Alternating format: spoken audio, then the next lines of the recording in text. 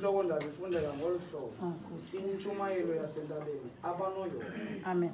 Uthe ke akuzibona izihlwele ezo wanyuka indaba waza kuhlala phantsi beza kuya abafundi bakhe. Wawuvula umlomo wakhe wabafundisa esithi banoyolo abangamahlwempu ngamabo. Banoyolo abakhethameleyo.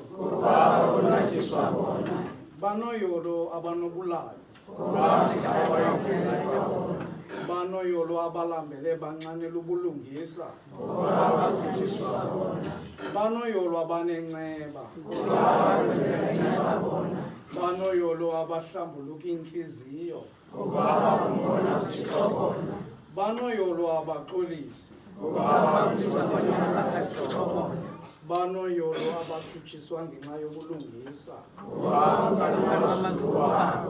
Ninoyolo nina xa bethe abantu banengcikiva banitshutshisa bathetha zonke izinto ezikhohlakeleyo ngani bexoka ngenxa yabo.